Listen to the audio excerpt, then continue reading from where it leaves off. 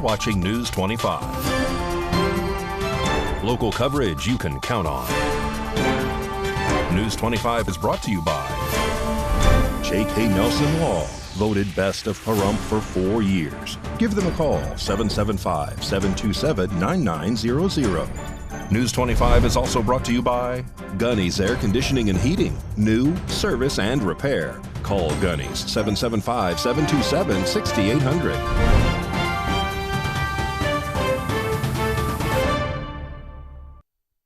Thank you for joining us here on News 25 and Ace Country Radio. I'm David Preston on this Tuesday, December 12th.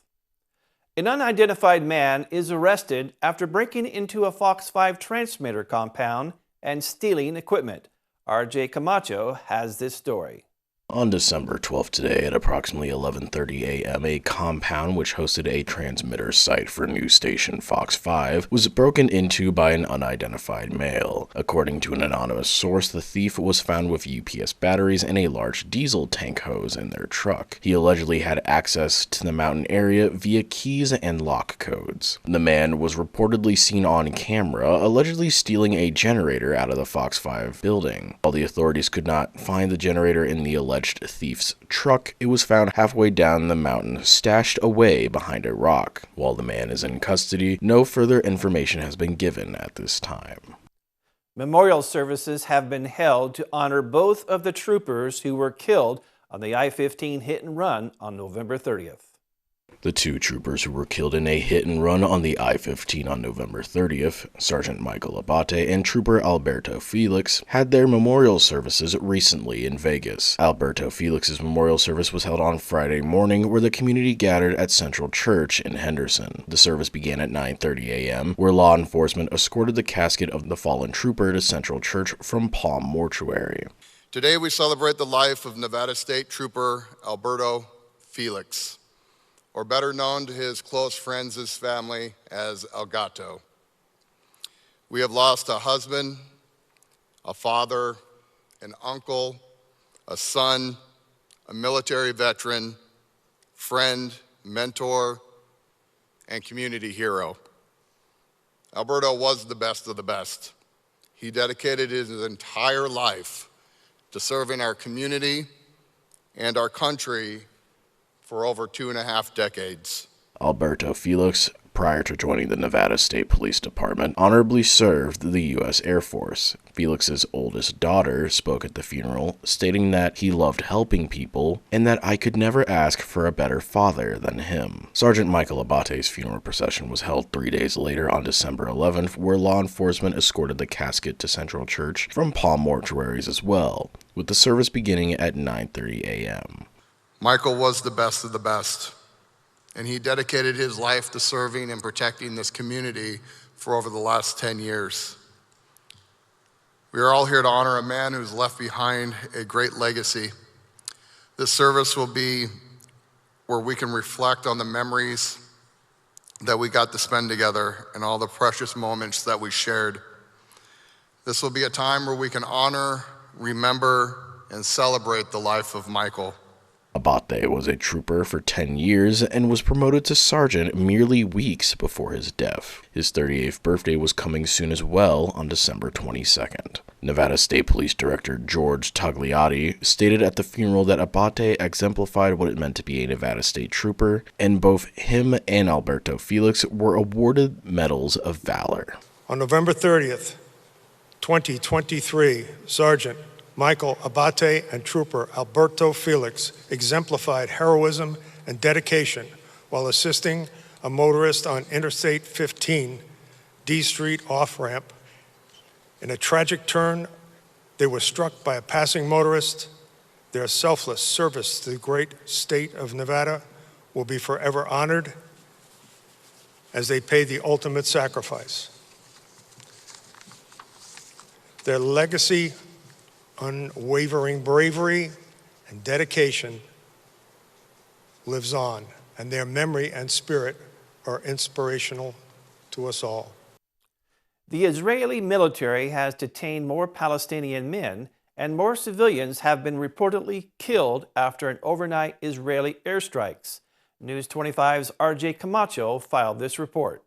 On Tuesday, November 12th, Israeli forces stormed a hospital in northern Gaza, according to Gaza's own health ministry. According to the health ministry spokesman Pahrump al-Qidra, the troops forced men, including medics, within the Kamal Adwan hospital to gather in the courtyard after entering the facility. Al-Qidra called upon both the UN and the International Committee of the Red Cross to intervene. While no immediate comment was given from the Israeli military, the army has stated that they are rounding up the men of northern Gaza in their search for Hamas fighters within the area. The Kamal Adwan hospital, which the Israeli military reportedly stormed, hosted 65 patients, which included 12 children who were in intensive care and 6 newborns who were in incubators. An approximate 3,000 people who were displaced from the war were sheltering at the hospital as well, reportedly awaiting evacuation due to the severe shortages of food, water, and electricity. Despite Israel calling for an evacuation of the north, tens of thousands of civilians remain within the area, and according to reports, the health system in northern Gaza has largely collapsed. Meanwhile, according to hospital records, Israeli strikes that were conducted overnight and carried into December 12th today has caused the death of civilians. This reportedly occurred in areas where civilians were told to seek shelter. At least 23 were killed in the strikes, which included 7 children and 6 women. The Al-Aqsa Martyrs Hospital in central Gaza received the bodies of 33 who were killed in strikes overnight as well, including 16 women and 4 children. It was also announced on December 12th today that President Joe Biden will be hosting his first in-person meeting with the families of Americans who were taken hostage by Hamas during its initial attack on October 7th. While not clear how many families would be attending the White House, Biden has previously met with some families via video conference and others via the phone, according to White House officials. While 4 Americans were released during the ceasefire agreement between Israel and Hamas, 7 Americans still remain unaccounted for. We have cookies with Santa and more after this break.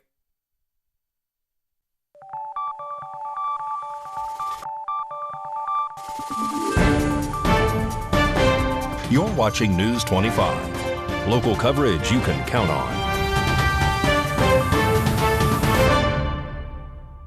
Welcome back to News 25. The Pahrump Disability Outreach Program just held their Cookies with Santa event over the weekend. News 25 spoke with the president of PDOP to tell us more.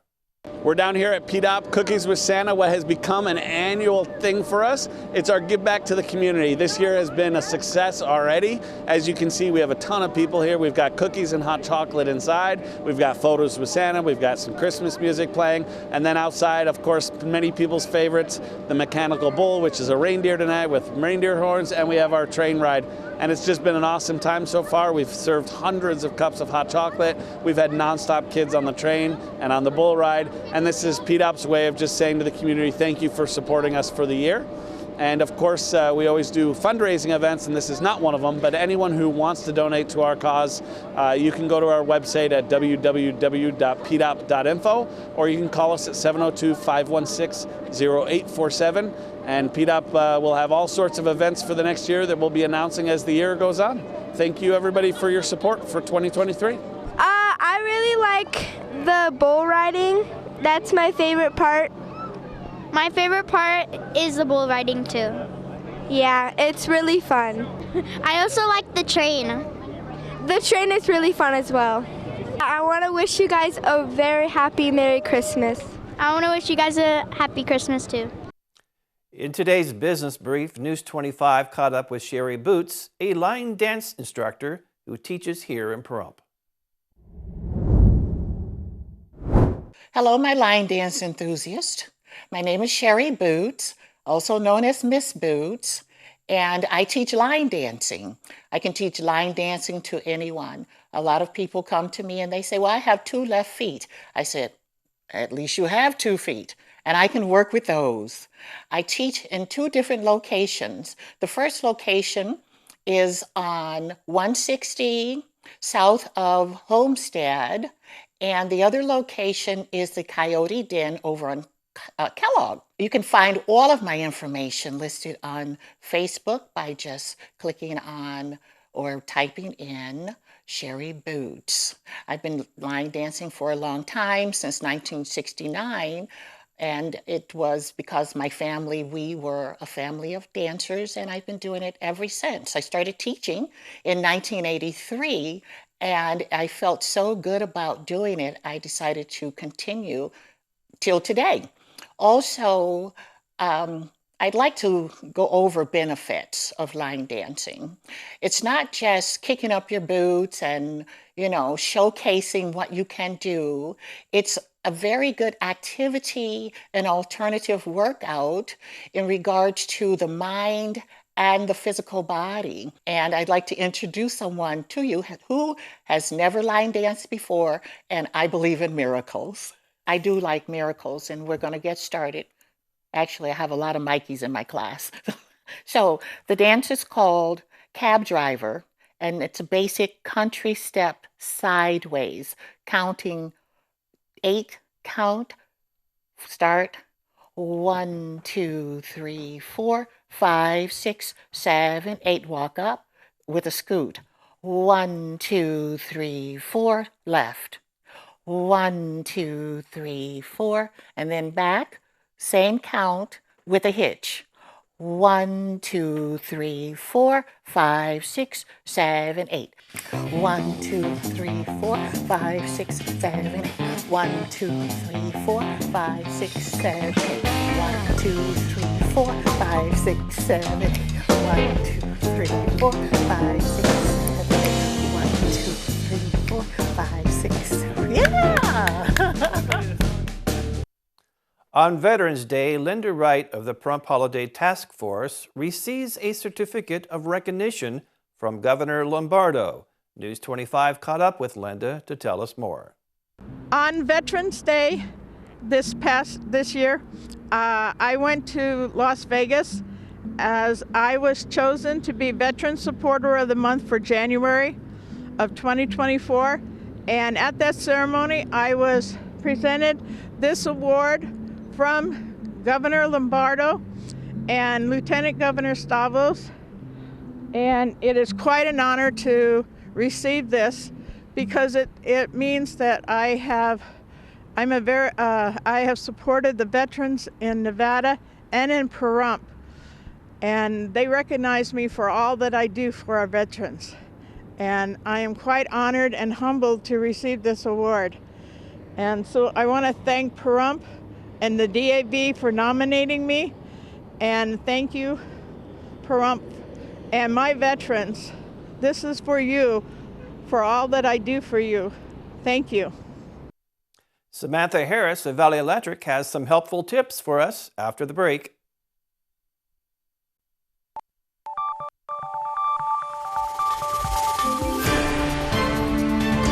You're watching News 25. Local coverage you can count on. News 25 is brought to you by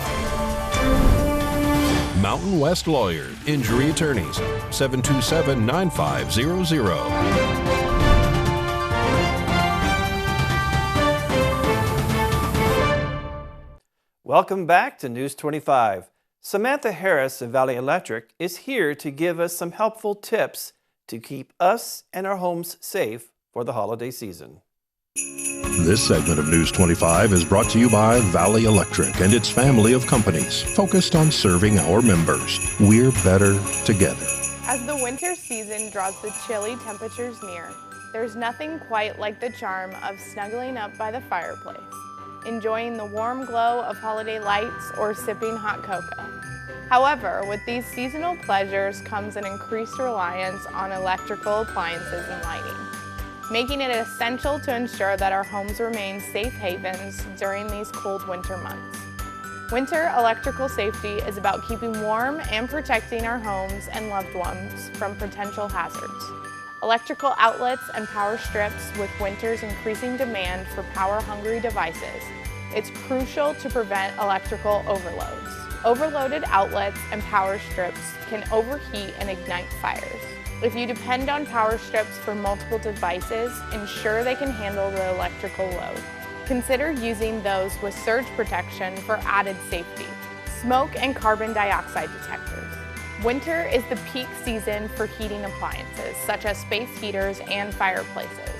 As we rely on these sources of warmth, it's vital to ensure that your smoke and carbon monoxide detectors are in tip-top condition. These devices are the first line of defense against fires and gas leaks.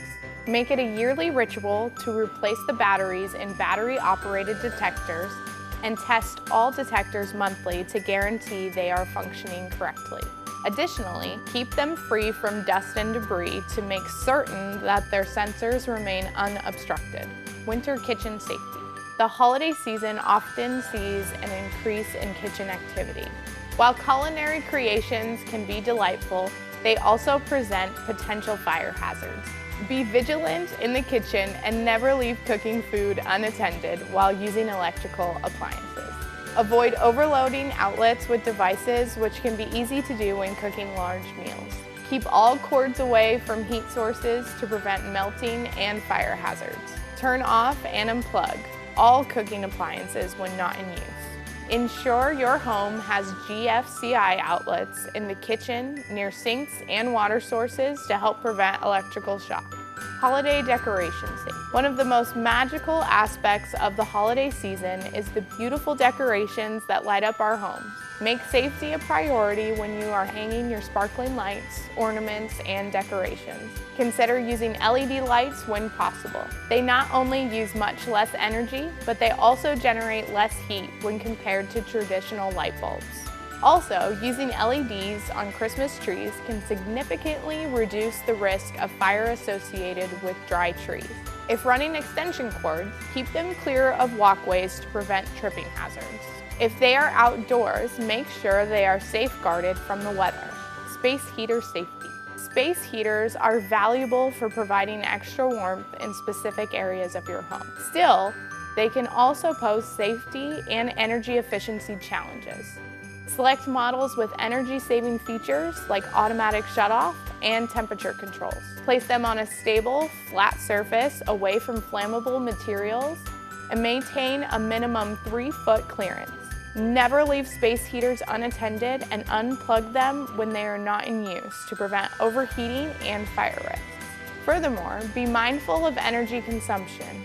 Use space heaters efficiently to heat smaller areas and avoid plugging them into power strips, which can overload and overheat. As we embrace the comfort of our homes this holiday season, it's imperative to remember that a safe and cozy winter is well within reach. Following these essential electrical safety tips, you can create a warm, inviting atmosphere while safeguarding your home and family from potential hazards. With a little care and vigilance, you'll enjoy the holiday season peacefully, knowing that your sanctuary is secure and worry-free. This winter, let your home be a haven of warmth and tranquility, free from electrical concerns.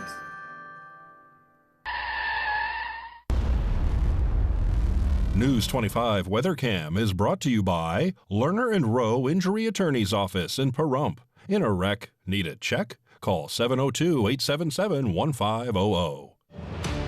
Taking a look outside through our Lerner and Rowe weather cam, it's looking sunny and cool. John has our weather forecast coming up next.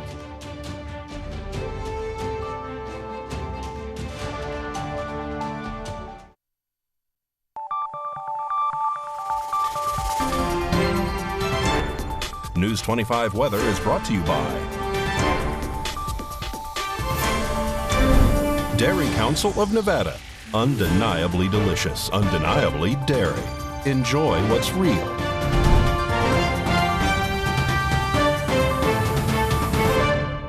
Hi, good evening, Nevada. It's John Kohler from the KPVM Channel 25 weather studios all up and down this here East Country Radio Network and to your mobile device or computer worldwide, kpvm.tv. Let's look at Fernley and Fallon at 47 degrees and go, I'm so impressed. Look at you. Weather Twins at the top of the map. Carson City hit 46. Tonopah regaining the honors of the cool spot at 45. We got 46 out in Goldfield. And in Beatty, outstanding once again, 59. They don't care how anybody else do it. They just do their own thing out in Beatty. I kind of admire that weather-wise. 66 in the Amber Ghost makes them the hot spot. Las Vegas, a chilly 61 out in Death Valley at 73. And here in the Paradise of Pahrump, let's take a look. Our current temperature, 54 degrees. Not too shabby. 61 just a little bit earlier. That felt good, actually. The winds out of the southeast is just 3 miles per hour. Humidity low like we like it. The sun rose this morning at 6:45. Set this evening at 4:29. We gave up a couple minutes, but it was on the morning side. I don't think that moved a tick from sunset yesterday. Low tonight, 38 degrees. Yeah, put on a little sweater. You might want to do that. And that humidity at 35%. Kind of smells like clouds, but none tomorrow. No, we save those for Thursday, Friday, the rest of the week, basically. Tomorrow, clear skies, temperatures up to 60. Winds throughout the week under 10 miles per hour, well under, actually. It looks like we get some cloud cover, but no real talk of rain. And temperatures riding right in the mid-60s throughout the week. I think it's going to be a nice little stretch of fall weather, so enjoy that. All right, back to the desk. Here's David. Thank you, John. Well, that wraps up this edition of News 25. I'm David Preston. We will see you on the next newscast. Have a great night.